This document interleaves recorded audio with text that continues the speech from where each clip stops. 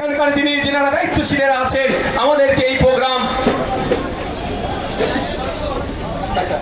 আচ্ছা 2020-তে পুলিশ দিবস। আচ্ছা, তো ধন্যবাদ জানাই কলকাতা পুলিশের সেই সমস্ত কর্মকর্তাদের যারা এবং কনস্টেবল থেকে শুরু করে যারা এখানে আছেন, যারা আমাদের এই প্রোগ্রামকে সুষ্ঠুভাবে সম্পূর্ণ করার সর্বোচ্চ সহযোগিতা করেছেন।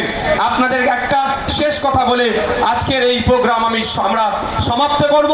শেষ কথাটা এটাই, এটা কি শেষ হয়ে গেল নাকি? হ্যাঁ, এটা হাত তুলুন তো, শেষ হয়ে গেল নাকি? আগামীকাল যদি আপনাদের আবার কলকাতা রাজপথে ডাকি আসবেন।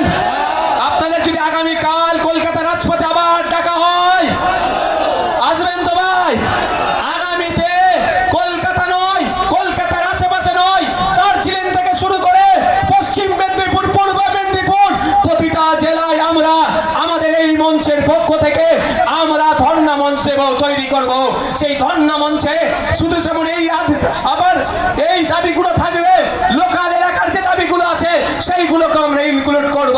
যেমন আমরা যদি দার্জিলিং এ ধর্ণা মঞ্চ বসাই, অবশ্যই দার্জিলিং এ গোর্খা ভাইদের যে সমস্যাগুলো আছে, দার্জিলিং এর চা বাগানের শ্রমিকদের যে সমস্যাগুলো আছে, সেটা নিয়েও আমাদের এই ধর্ণা মঞ্চ আওয়াজ তুলবে। কি হলো মা? মা মা মা তুমি চুপ করবে, তোমার সাথে কথা বলবো। চুপ করো, চুপ করো, কথা বলবো। আপনি চুপ করে বসে কথা বলবো, একদম কথা বলবেন না, কথা বলবো। মা আপনি চুপ করবেন, কথা বলবো আপনার সাথে কথা বলবো। দাঁড়ান, আমি আপনার সাথে কথা বলবো, আপনার সমস্যা আমি শুনবো। মাকে পিছনে গ্রিন রুমে গিয়ে বসতে দাও। যাও মা, আমি তোমার সাথে আলাদাভাবে কথা বলবো। যাও যাও মা, যাও মা, গ্রিন রুমে গিয়ে বসাও।